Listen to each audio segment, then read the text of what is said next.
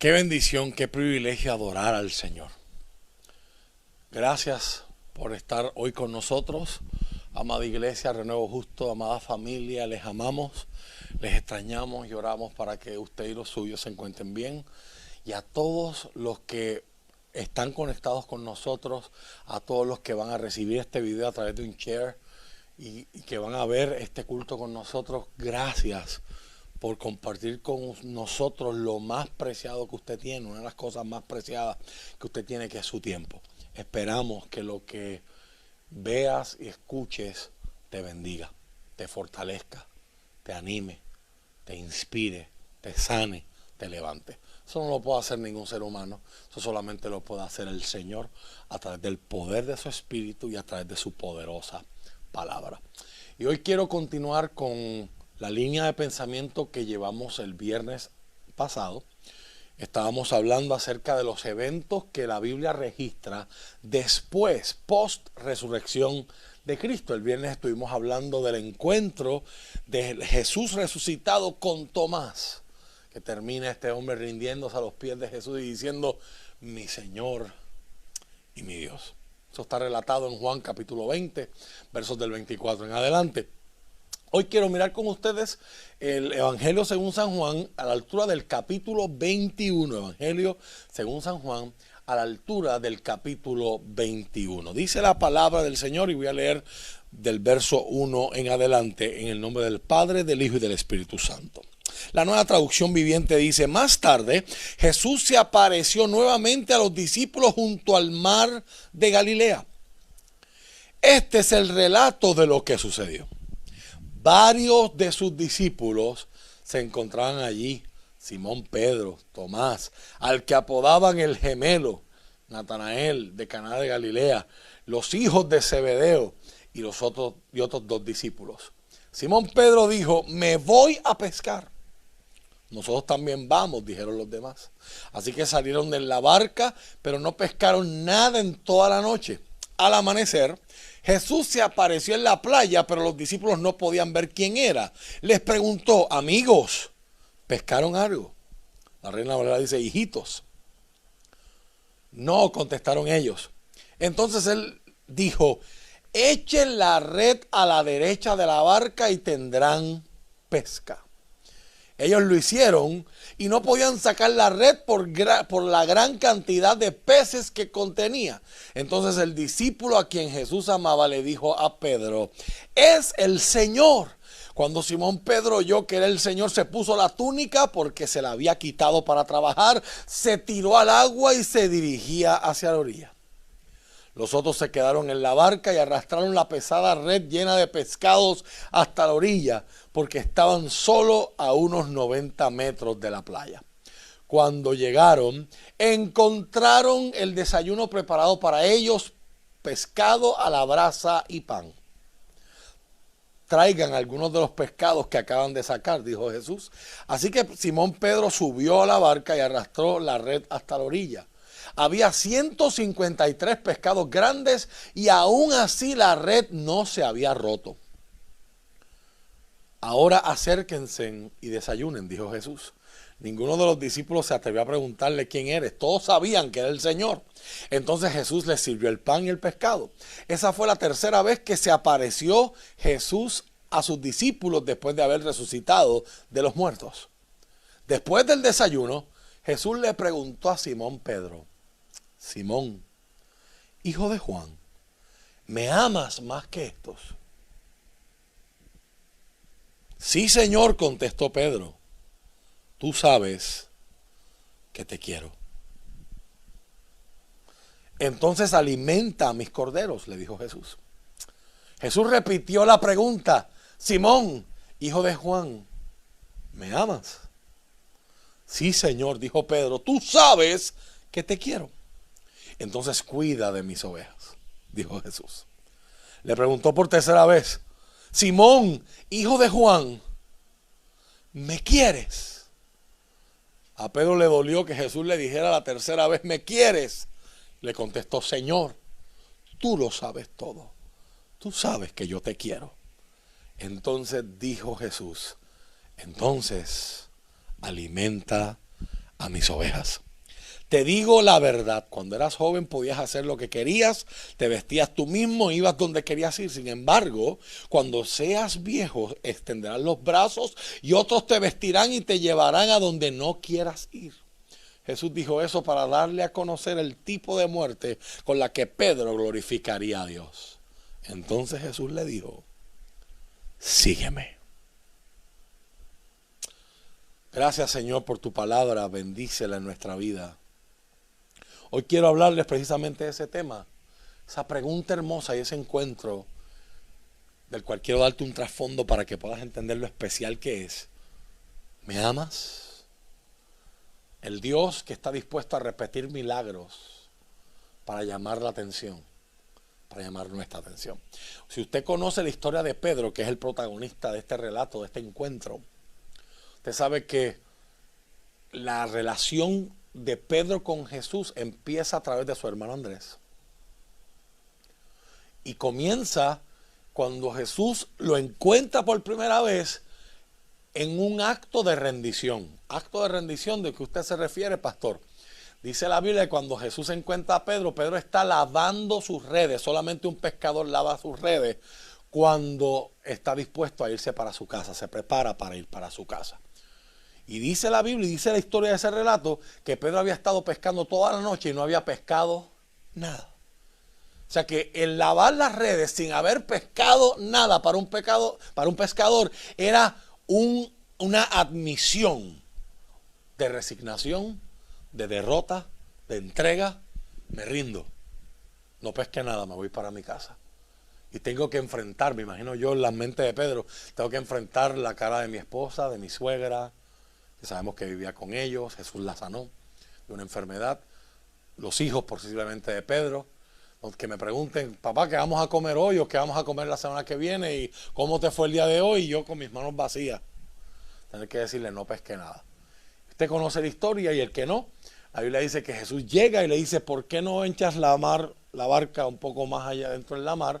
Y Jesús usó la barca de Pedro como púlpito para poderle hablar a la gente que lo seguía, esa multitud que estaba en la playa. Y después que Jesús termina de hablar, Jesús le dice a Pedro, boga mar adentro, mete el bote más profundo y echa la red. Y Pedro le dice, yo he estado toda la noche pescando y no he pescado nada, pero conforme a tu palabra, te he escuchado en un asiento privilegiado, te acabo de escuchar enseñar, eres un rabino, te respeto, conforme a tu palabra voy a echar la red. Y cuando la red, Pedro la fue a alar, la red se rompía de tanto pescado que había, al punto que sus socios de pesca, Pedro pescaba con Andrés su hermano, pero tenían como socios a Juan y a Jacobo, tenían juntos una compañía de pesca, tuvo que llegar esa otra barca para poder alar y sacar esa red que se rompía de esa pesca abundante. Cuando Pedro vio eso, cayó de rodillas y le dice a Jesús, apártate de mí, yo soy un pecador. Apártate de mí, soy pecador. Ese día en la barca, Pedro se dio cuenta que el que estaba en su bote no era un maestro más, no era un rabino nada más, era algo más. Todavía él no tenía la revelación completa de que Jesús era Dios, era el Hijo de Dios, pero ya se empezó a dar cuenta que él estaba en presencia de alguien diferente, divino. Por lo menos pensaba que era un profeta, sabemos al principio. Apártate de mí, yo soy un pecador. Jesús le contesta y le dice, no te preocupes, que si me sigues yo te voy a convertir en pescador de hombres. Eso es muy importante para el relato que acabamos de tener. La Biblia dice en el Evangelio según San Lucas, en el capítulo 22, versos del 31 al 32, Jesús comienza a profetizar cosas que van a acontecer en estas últimas horas que Él está con sus discípulos, cosas que están a punto de pasar en el contexto de la cena, en el contexto de esa última semana. Y le dice a Pedro, le dijo también el Señor, Simón, la Reina Valera 1960 dice, Simón, Simón, he aquí Satanás os ha pedido para zarandearos como a trigo, pero yo he rogado por ti para que tu fe no falte. Y tú, una vez vuelto, confirma a tus hermanos.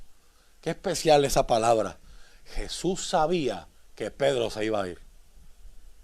pero también sabía que Él iba a hacer todo lo posible por traerlo de vuelta. Qué grande es el amor del Señor. Porque yo sé que hoy esta transmisión la está viendo gente que quizás en un momento estuvo en el camino de la fe. Estuvieron en una relación con Dios. Y hoy, como al igual que le pasó a Pedro, se fueron. O no están. Por varias razones. La palabra zarandearos que dice Jesús que iba a ocurrir con Pedro es el equivalente de nuestros carpinteros y albañiles a la hora de construir.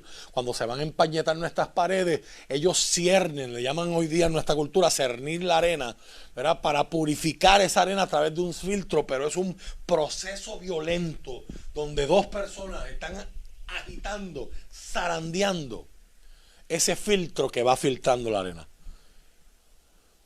Jesús le dice a Pedro, vas a pasar por un momento de aflicción. Tu fe va a ser probada. Pero yo he rogado por ti, para que tu fe no falte. Hoy yo quiero poner esta verdad en el corazón de cada uno de ustedes, porque no es una verdad mía, es una verdad de la palabra de Dios. Negar a Jesús nunca es un evento. Negar a Jesús, la Biblia le llama apostasía, dejar la fe, negar la fe. Nunca es un evento. No es que me hicieron algo malo y yo me fui. No es que me enojé, no es que me cogieron en el parking, no es que me cogieron en la silla en el templo o alguien me pisó y me voy. Quizás esa fue la última gota que llenó el vaso. O esa fue la excusa. Pero negar a Jesús nunca es un evento. Siempre es un proceso. Y Pedro, todos lo reconocemos por haber negado a Jesús 3 veces, comete ese error, pero yo quiero enseñarte el proceso que va antes de él llegar a ese error, porque negar a Jesús nunca es un evento, siempre es un proceso. Y estamos en un tiempo de aflicción, estamos en un tiempo de reto, estamos en un tiempo de adversidad. Yo quiero con esta palabra afirmar a mis hermanos y a la misma vez vacunarlos, ponerlos en precaución, en alerta a cosas que tenemos que estar pendientes en nuestra propia vida, porque de la misma forma que le hicieron daño a Pedro, nos pueden hacer daño a nosotros si no estamos pendientes. Yo hace unos años atrás, cuando comencé mi ministerio, prediqué un sermón donde le llamé, basado en este proceso, los 7 pasos para la caída. 7 errores que yo identifiqué en la palabra que Pedro comete, que alegóricamente y simbólicamente los podemos ver en nuestra vida y podemos cuidarnos de ellos. Todos esos errores se fueron acumulando hasta que se da el evento, se da el hecho de Pedro negar a Jesús. Una vez más, negar a Jesús nunca es un evento, siempre es un proceso. Número 1, Pedro perdió su enfoque. Si usted va a Mateo 16, verso 21 al 23, dice la palabra: desde entonces comenzó Jesús a declarar a sus discípulos que le era necesario ir a Jerusalén y padecer mucho de los ancianos, de los principales sacerdotes y de los escribas, y ser muerto y resucitar al tercer día.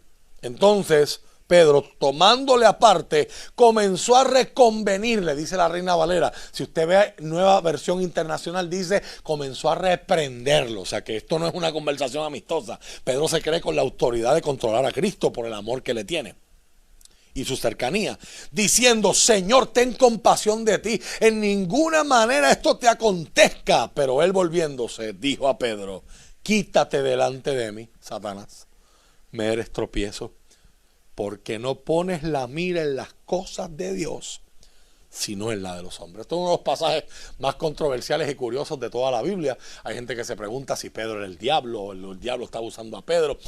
Jesús usa un concepto, el concepto griego de Satanás, significa en el griego koiné, adversario, aquel que se me pone de frente y no quiere que yo avance, me impide el avanzar. Pedro estaba apelando a los sentimientos humanos de Jesús, al amor de Jesús, a la compasión de Jesús, pero lo que Pedro estaba pidiendo por preservar la vida de Jesús, por proteger la vida de su amigo, su maestro, alguien quien admiraba y a quien había jurado lealtad, estaba interfiriendo, sus sentimientos estaban interfiriendo con la voluntad de Dios, porque Cristo llegó a este mundo no a ser famoso. Cristo llegó a este mundo no a coleccionar Óscares, Grammy, Emmy y premios humanos y paradas humanas. Cristo llegó a este mundo con la asignación de morir por nosotros, para construirse él mismo, constituirse en el único puente, el único mediador que puede llevar y puede unir otra vez a Dios con el hombre y al hombre con Dios. Satanás, yo imagino la cara de Pedro cuando escuchó aquello. No te me opongas, no seas obstáculo a lo que Dios quiere que yo haga. Y le dice, porque no pones la mira en las cosas de Dios, sino en las cosas de los hombres.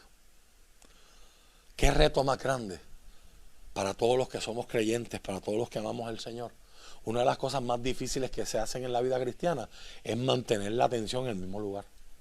Hoy día estamos viviendo en un tiempo donde estamos ahogados en información, pero estamos hambrientos de conocimiento. Porque todo el día el teléfono nos está sonando. Y Facebook nos llama, Instagram nos llama, Twitter nos llama, Snapchat, TikTok, you name it. Noticias, YouTube, Netflix, Hulu, Disney Plus, etcétera, etcétera, etcétera. Y tenemos mucha información. Pero qué difícil se nos hace permanecer enfocados. Si usted se da cuenta, ¿cuántos de nosotros nos molestamos cada vez que estamos viendo un video en YouTube y YouTube nos mete un anuncio en el mismo medio? Porque uno lo que quiere es acabar el video. Me enviaron esto para ver, no sé si me va a gustar o no. O sea, ¿cuánta gente quizás hoy está luchando mientras ve esta transmisión por permanecer enfocado? Jesús le dice, Pedro, tú estás poniendo la vista en las cosas de los hombres por encima de las cosas de Dios. Has perdido el enfoque, has perdido las prioridades. Eso nos puede pasar a cualquiera de nosotros. Ese es el primer error que comete Pedro. Segundo lugar, el segundo error de Pedro es más difícil de visualizar por la distancia que hay entre la cultura de la Biblia y de la nuestra. Pero el segundo error de Pedro ocurre en lo que hoy llamamos la Santa Cena. Todo el mundo cuando piensa en la Santa Cena piensa en la imagen de Leonardo da Vinci, donde una mesa recta, donde Jesús está en el medio y todos los discípulos a su izquierda y a su derecha. Pero eso en realidad, eso fue pintado, ¿verdad? En la Edad Media, eso no es preciso y exacto en términos de la historia. Las mesas que se hubiesen utilizado en el tiempo de Jesús eran mesas en forma de C, llamadas triclinio, donde el anfitrión se sentaba en el lado derecho de la mesa y al lado de él tenía lugares de privilegio. Podemos saber por los relatos bíblicos los lugares de 3 personas, 3 de los discípulos en relación a la mesa. Y esos lugares son muy importantes. Número 1, la Biblia dice que Juan, el que escribe esto, y Juan mismo se describe como que él se inclinaba al pecho de Jesús. Hay gente que ha interpretado esto, ¿verdad?, como si Jesús y Juan tuvieran una relación extraña, y eso es resultado, obviamente, de desconocer las costumbres y las tradiciones del primer siglo, ¿verdad?, especialmente de los judíos en la cena. La cena era tomada en esa mesa en forma de C, pero no era en sillas como usted y yo estamos acostumbrados hoy, eran sobre cojines y ellos estaban acostados boca abajo y estaban sosteniéndose sobre sus codos. Por lo tanto, cuando la Biblia dice que Juan se inclinaba sobre el pecho de Jesús, lo que la Biblia está diciendo es que si Juan está acostado boca abajo para hablar con Jesús, se tiene que mover hacia acá y queda automáticamente en el pecho de Cristo. Lo que la Biblia está diciendo es que en esa mesa de la Pascua, Juan ocupó uno de los lugares de privilegio.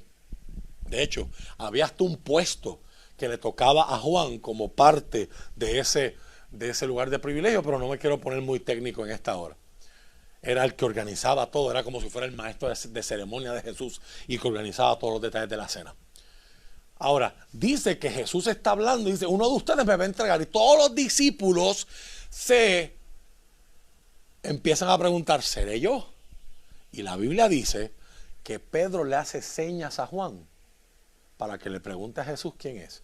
Juan le pregunta a Jesús y Jesús le dice a Juan, el que moja su pan en el mismo plato que yo. Si no es Juan, y sabemos obviamente que el que entregó a Jesús es Judas, llegamos a la hermosa conclusión de que en la última cena de Jesús, Jesús le da el lugar de privilegio a aquel que le iba a entregar, a aquel que ya había hecho un trato en secreto para entregar al maestro. O sea, cuántas oportunidades del Señor, que aún sabiendo que tú eres un traidor, Judas, te trata como su mejor amigo y como su invitado de honor. Te honra sabiendo que tú le estás haciendo mal. Nuestro Señor, que nos está dando ejemplo de que a los que nos maldicen, nosotros los bendecimos. Ahora, la pregunta es, ¿cómo Pedro podía ver a Juan? La única forma, entendiendo cómo era la mesa, es que Pedro quedara frente a Juan, si estaban todos acostados boca abajo. Por lo tanto, eso encaja con el perfil de Pedro. Yo me imagino que cuando Pedro llegó y vio que los lugares al lado de Jesús estaban cogidos, y estaba Juan a un lado y Judas a otro, a Pedro le dio un berrinche de los de él, le dio un temper tantrum de los de él, y se fue al último. Si no estoy en los primeros, me voy a los últimos. ¿Cuál es el problema? Jesús toma la cena, se sabe hoy, en el famoso aposento alto, que se sabe, Jesús le dice a los discípulos, probablemente habrán sido Juan y Pedro, le dice, vayan al estanque y vayan a ver un hombre cargando un cántaro. El trabajo de cargar agua y cántaros de agua era en aquella cultura un trabajo de mujeres. La única forma que usted ve un hombre cargando un cántaro de agua es que ese hombre no es casado. Por lo tanto, los antropólogos y los que conocen de cultura hebrea identifican a ese hombre como miembro de una secta, ¿verdad?, de monjes llamados los esenios, que la gente existía en el tiempo de Cristo, ¿verdad? Y ¿verdad? No quiero entrar en ese tema por lo pronto. Pero allí en ese aposento alto, que hubiese sido un lugar que esta gente alquilaba dentro de sus quarters, dentro de sus propiedades, no habían sirvientes.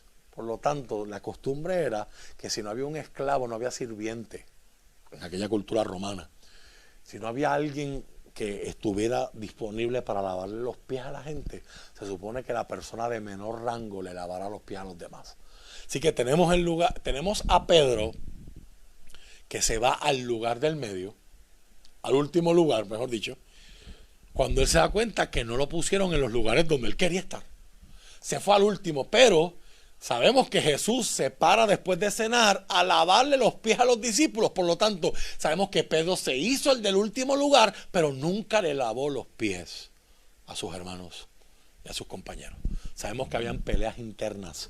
Sabemos que Juan y Jacob habían traído a su mamá a decirle a Jesús, maestro, cuando tú vengas en gloria, que mis dos hijos, uno esté a tu izquierda y otro a la derecha. Aquella mujer estaba pensando en política, estaba pensando, pues hazlo a uno secretario de Estado y hazlo a otro secretario de la gobernación, o chief of staff, ¿verdad? O presidente del Senado, lo que sea. Y Jesús le dice, literalmente, una enseñanza poderosa que la dejo para otro día. Jesús le dice, la copa que yo me voy a beber, ellos no se la pueden beber todavía. Jesús está hablando de la copa del sufrimiento, está hablando de la muerte. Aquella mujer le estaba pidiendo a Jesús que sus dos hijos fueran los dos ladrones al lado de él. Y Jesús le está diciendo, no, porque hay cosas que nosotros pedimos y no sabemos lo que estamos pidiendo. Pero eso es otro tema de historia, eso es otra predicación. Y allí está Pedro, al igual que muchos discípulos, peleando por lugares. Ese es el segundo error que Pedro comete. Pelear por los lugares en la mesa.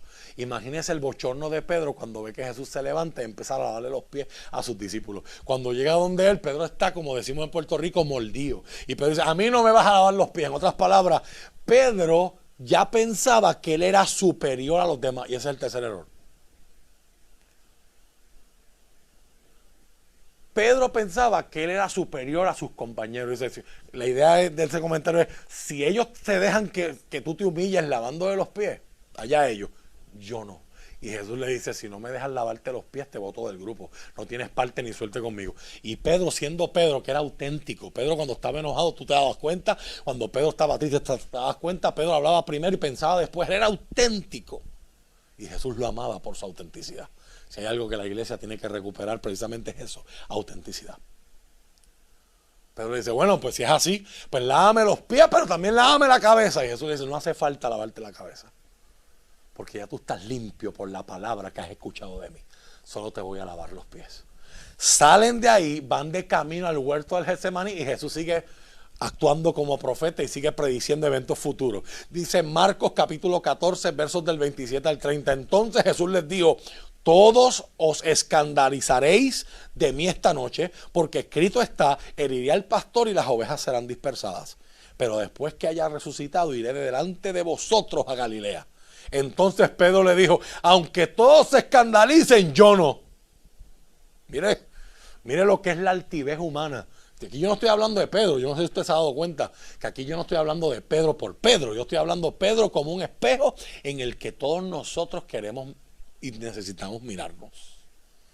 Pedro pensaba que él sabía más aún que el mismo Jesús. Mira el efecto de desenfocarse y mira el efecto de ponerte a pelear por posiciones. Cuando lo importante no es la posición, lo importante es la relación. Déjeme repetir eso otra vez. Lo importante no es la posición, lo importante es la relación. Cuando hablo de posición, estoy hablando de jerarquías, estoy hablando de puestos, estoy hablando de name tags, estoy hablando de credenciales. Hay mucha gente hoy que descuida la relación por llegar primero. Porque la mentalidad, como decía una canción del género urbano de antaño, es quítate tú para ponerme yo. Lo importante no es la posición, cuando tiene que ver con Jesús, lo importante no es la posición, lo importante es la relación. Pedro se llenó de altivez y se atreve a corregir a Jesús. Jesús está diciendo: todos me van a dejar. Y Pedro dice: yo no. O sea, Pedro se atreve a decirle a Jesús embustero. Eso está incorrecto. Jesús con amor continúa diciéndole, le dijo Jesús: de cierto, te digo que tú hoy, esta noche, antes que el gallo haya cantado 2 veces, me negarás 3 veces, dice Marcos. Antes de que amanezca, ya tú me vas a haber negado en 3 ocasiones. O sea, Pedro se creía mejor que los demás. Qué difícil es eso, ¿verdad? Todos nosotros tenemos ese chip adentro, que alguien nos dice: ay, qué linda esa predicación, qué linda esas palabras, qué lindo ese video, qué linda la canción. Y hay algo en nosotros que quiere decir: y eso que nada más prediqué 20 minutos, imagínate si me das 1 hora. O eso que cansé, y eso que canté en sol, imagínate si la canto en la mayor. Solamente los músicos entenderán esto. Pero hay algo en nosotros que provoca que los aplausos nos creamos lo que ponemos en nuestro bio, nuestras biografías de nuestras redes sociales, y nos creamos que somos la última Coca-Cola del desierto. Y el género humanista, ¿verdad?, esta corriente humanista de este tiempo posmoderno que nos dice que la persona más importante en el mundo te llamas tú, se llama yo. Somos y creemos ser la última Coca-Cola en medio del desierto. Tiene que ser el poder del Espíritu Santo el que nos lleve a tener no un más alto concepto, ni no tampoco un más bajo. Hay un error muy grande en la gente con la palabra humildad. Yo he visto gente millonaria invitar a gente a su casa y estar con batas friendo bacalaitos, y parece que son los sirvientes de la casa cuando son los dueños. Y he visto gente que no tiene que ponerse en un residencial público o en otro lugar. Esto no importa con la clase social, no importa el corazón. Y tú le regalas ropa y le miran la marca a la ropa que tú le estás regalando. Hay algo en nosotros como humanos que necesita ser transformado por el Señor. Pedro pensaba que él era mejor que los discípulos. Aunque estos se escandalicen, yo no. Cuarto error. Ahí mismo en ese verso, Pedro cuestiona y se cree que él puede retar y cuestionar la palabra. En la versión de este encuentro leída de Marcos, Mateo 26, versos del 34 al 35, Jesús le dijo: de cierto te digo que esta noche antes que el gallo cante me negarás 3 veces. Pedro le dijo: aunque me sea necesario morir contigo, no te negaré. Y todos los discípulos dijeron lo mismo. O sea, Pedro contradice a Jesús, cuestiona la palabra y reta su palabra 2 veces. Hoy estamos en un tiempo donde literalmente maestros de escuela bíblica me han contado, en otras congregaciones, en adiestramientos que yo doy en diferentes partes, ¿verdad?, acerca de la palabra del Señor, que es lo que me apasiona, de que a veces ellos están dando clases en una escuela bíblica y alguien hace una pregunta y se puede hacer esto y ellos le leen el texto bíblico, no es una opinión, no es un área gris, no es un texto bíblico que en blanco y negro dice no. Y hay gente que se levanta y dice, yo no estoy de acuerdo con eso. Pues hermano, conviértete. Pues quizás la Biblia no es para usted, pero la palabra del Señor es la palabra. No hay nada que vaya por encima de la palabra de Dios. No creer a la palabra es no creerle al Dios que le inspiró. No obedecer la palabra es desobedecer al Dios que lo inspiró. Y aquí está Pedro en altivez, desenfocado, con prioridades que no son correctas, cuestionando la palabra que sale de la misma boca de Jesús. ¿Y en qué conlleva esto? Cuando usted empieza a cuestionar la palabra, ya usted está en un momento muy difícil. Yo no estoy hablando de no hacer preguntas, yo no estoy hablando de indagar, yo no estoy hablando de buscar entender, porque la mejor definición de teología que yo he leído en mi vida es: teología es fe que busca entendimiento. Ya yo creí, pero estudio para entender qué creo, por qué lo creo y para qué lo creo. Pero cuando yo cuestiono y Dios me dice, espera en Él, y yo digo, no, yo no quiero esperar. O en el caso de Pedro, tú me vas a negar y no, Jesús, tú estás metiendo un embuste, eso no es correcto. O sea, no hay forma en la que yo te niegue.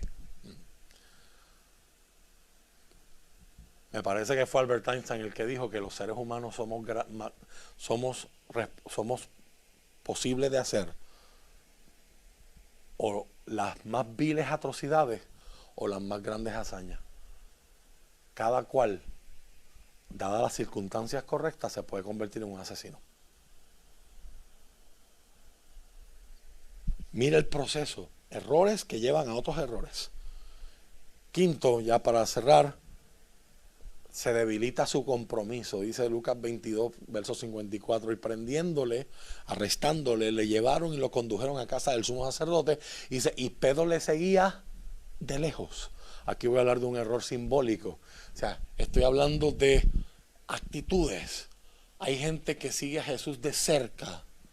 Hay gente que sigue a Jesús de lejos porque es más conveniente, es menos peligroso, es menos incómodo. Yo he conocido personas que han abandonado congregaciones por estacionamientos, han abandonado congregaciones porque no quieren que los acomoden, quieren ellos sentarse donde ellos quieren, por nimiedades, por cosas que son bien simples. Y mi consejo para algunos de ellos ha sido: Jesús dice que para seguirlo hay que negarnos a nosotros mismos, tomar la cruz y seguirlo.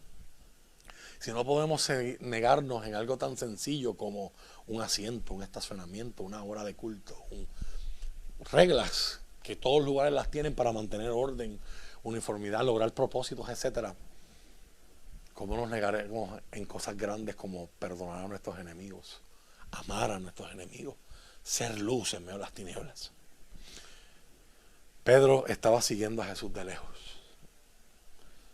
Y dice Lucas 22:55 que esos alguaciles que arrestaron y golpearon a Jesús lo entregan al sumo sacerdote, y mientras se está dando el juicio con el sumo sacerdote y sus compañeros dentro de la casa de Caifás, ellos están en la parte de afuera, encendieron una fogata y se sentaron a calentarse. Y dice, y habiendo ellos encendido fuego en medio del patio, se sentaron alrededor y Pedro se sentó también entre ellos.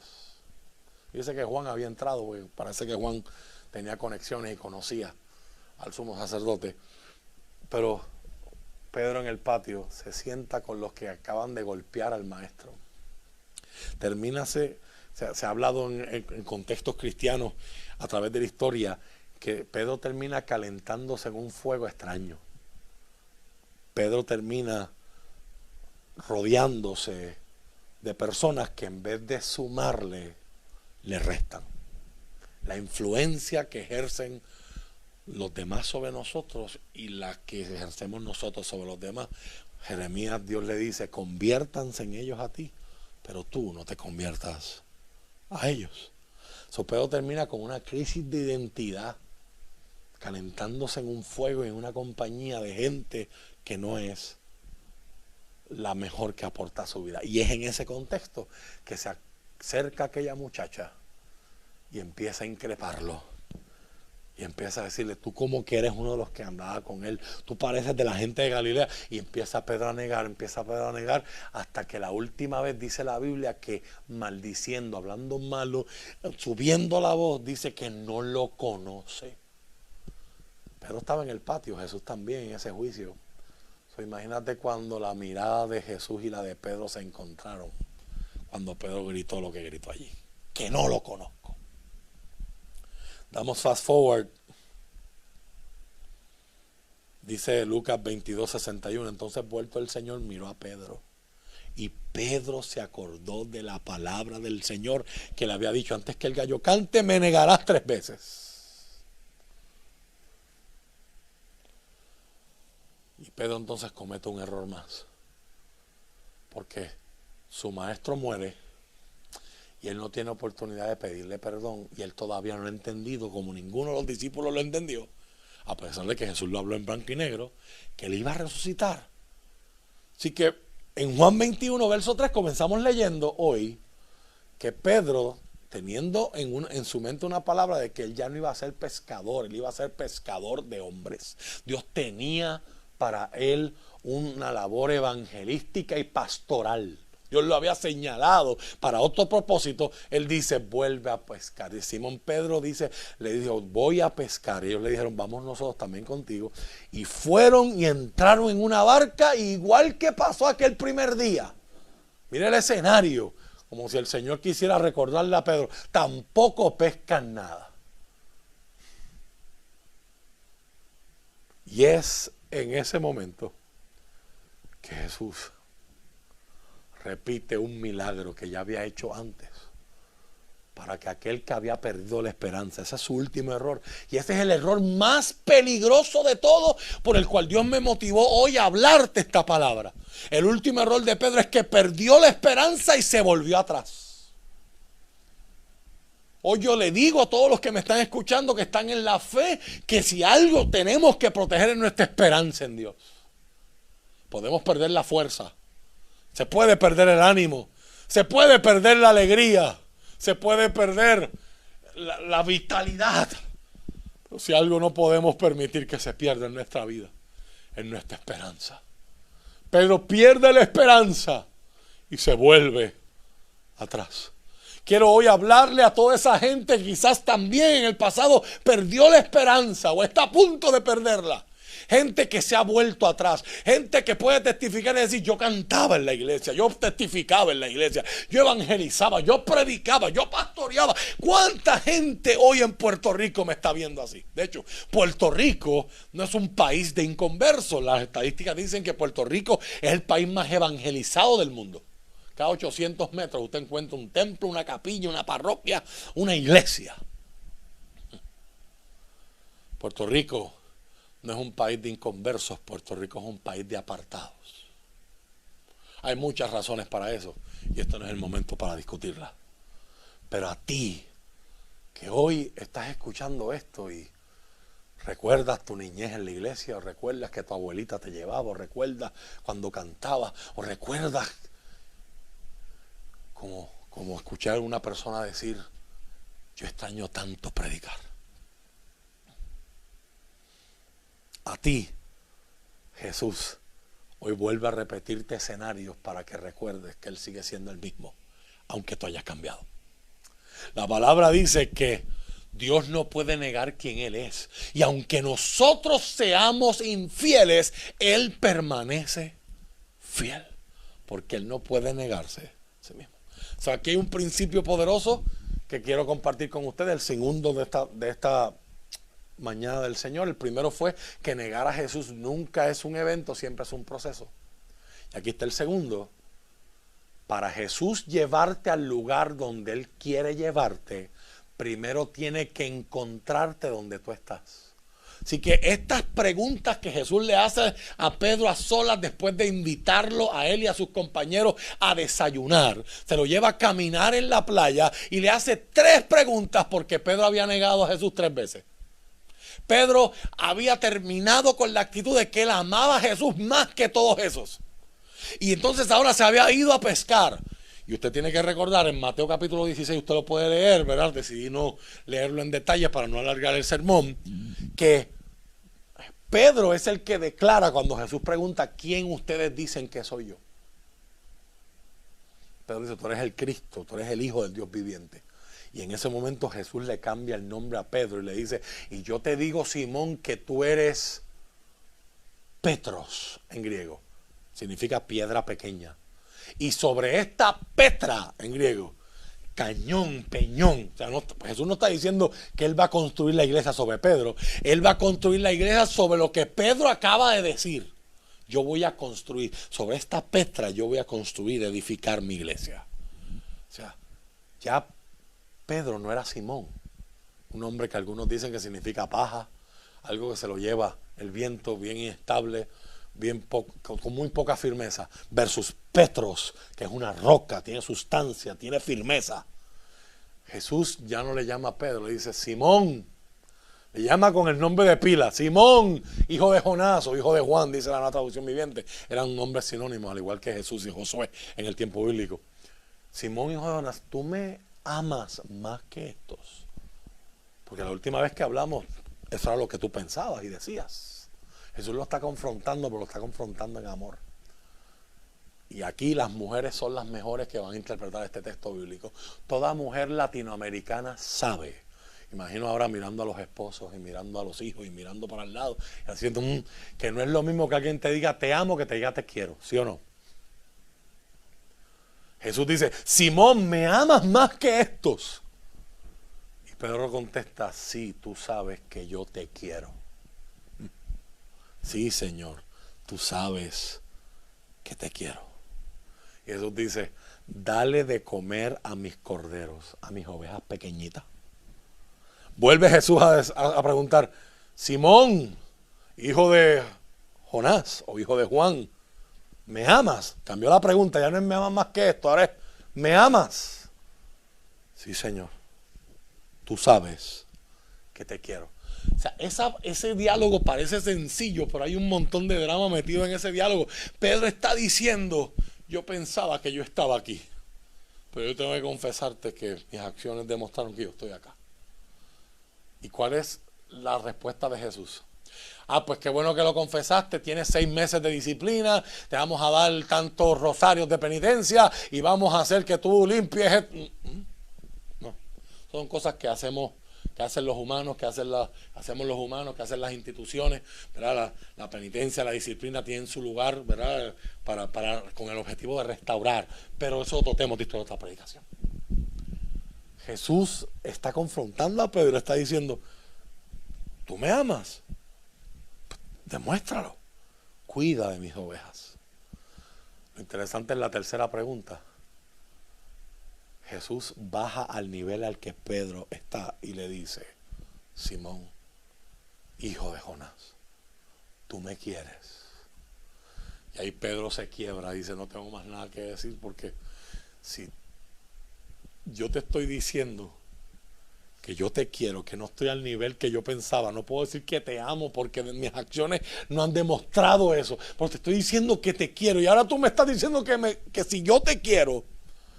Dice que Pedro se entristeció y le dijo, tú lo sabes todo, tú sabes que yo te quiero. Y Jesús le dice, entonces ven, alimenta mis ovejas. Y después le dice lo que un rabino le decía a un candidato, un joven que quería ser estudiante de rabino en aquel tiempo, sígueme. Ese momento marcó la vida de Pedro para siempre. Ese momento donde encontró en Jesús y en el poder de la resurrección, segunda oportunidad. La Biblia dice, amado amigo y amado hermano que me escuchas, que si 7 veces cayera el justo, 7 veces le levantará el Señor. Así que hoy es día de levantarte. Hoy es día de entender que Jesús está dispuesto a llegar al lugar donde tú estás. Que Jesús no se para allá en el monte del Olimpo y le dice, Sube si puedes, escala el Everest y llega donde yo estoy. No, hoy es el día de entender que ahí en la vergüenza, ahí en la culpa, ahí en la duda, ahí en el desamparo, ahí en la debilidad, ahí en la culpabilidad, ahí en la depresión, ahí en la enfermedad, Jesús llega. Porque a Jesús le interesa tener relación contigo. Hoy es día de levantarse. Hoy es día de experimentar el perdón de Dios. Hoy es día de permitir que su amor nos abrace. Que su poder nos levante. Para luego decirle al mundo: este es el Jesús que yo conocí. Este es el Jesús que perdona. Este es el Jesús que ama. Este es el Jesús que no mete miedo. Este es el Jesús que ama, que levanta, que restaura, que liberta y que transforma. Pedro no fue restaurado para volver a hacer lo mismo que hacía antes. Pedro nunca volvió a ser el mismo. Restauración es una palabra que viene de la medicina, mi antigua vida, y significa en el griego volver a poner en su lugar algo que se dislocó. Hay cosas en tu vida que no están donde tienen que estar, están dislocadas. Pueden ser en el área emocional, en la física, en la económica, en el matrimonio, en la familia, en los hijos, contigo mismo, pasiones que tienes, inclinaciones que tienes. Tantas cosas quizás no estén en el lugar que tienen que estar. Pero si hay un poder en la palabra que la Biblia le atribuye a Jesús, es el poder de restaurar. Hay procesos que serán instantáneos. Y hay otros que dolerán un poco. El que ha pasado por una cirugía es un proceso de restauración, pero es doloroso. El que se ha fracturado algo, sabe que para poder sanar primero, antes de ponerte el yeso, entablillarte esa articulación, tienen que primero volverla al lugar donde está. Si se desplazó ese hueso, hay que volverlo a poner donde va. Y que mucho duele. Y el técnico de ortopedia te dice: voy a contar hasta 5, pero en realidad lo va a hacer en el 2. Así que está pendiente, 1, y cuando tú no estás tenso, o tú no lo esperas, viene el jalón y tú gritas y te quedas con la sala. Pero si ese dolor no se experimenta, tú no vuelves a tener sanidad. Hay procesos que Dios quiere que tú experimentes, no para destruirte, para sanarte. Confía hoy en esa mirada que no juzga a Pedro. Mi amigo Roberto Lugo tiene un sermón bajo ese mismo nombre, se llama ¿Qué dice su mirada? Uno de mis sermones favoritos. En esa mirada de Jesús yo no encuentro condenación. En esa mirada de Jesús yo encuentro esperanza. La mirada de Jesús después de la resurrección nos dice a todos los que hemos caído que hay oportunidad de levantarse. Aprovéchala. Aprovechala. La pregunta importante hoy no es ¿por qué te fuiste? ¿O qué áreas de tu vida están dislocadas, no están en el sitio que deben estar? ¿Y por qué? No. La pregunta importante hoy es ¿quieres ser sano? La pregunta más importante hoy es, Jesús te dice, ¿todavía me quieres? Ojalá que haya gente que pueda contestar, sí, Señor, tú sabes que te quiero. Y Jesús pueda responderte y decir, bienvenido, tengo esta y esta y esta asignación para ti. Padre, gracias por permitirme predicar esta palabra. Permite, Señor, que ella haga todo lo cual ha sido enviada para hacer y que sea de bendición. Mira aquellos que hoy necesitan invitarte a sus corazones. Mira aquellos que hoy te necesitan rendirse, pedir perdón, arrepentirse de su pecado y decir, Señor, necesito volver a ti. Que a través de estas redes, en la privacidad de sus casas, ahí, Señor, veo gente en el nombre de Jesús y quiero verlo a través de los ojos de la fe. Veo gente arrodillándose frente al teléfono, frente al televisor y decir, Señor, te necesito. Jesús, perdóname. Jesús, perdóname por haber dudado, perdóname por haberme ido, perdóname por haber puesto mi vista en la gente y que aquel me lastimó y que aquel me decepcionó y que aquel me falló. Señor, hoy quiero amarte, quiero quererte y quiero tener relación contigo. En el nombre de Jesús. Amén.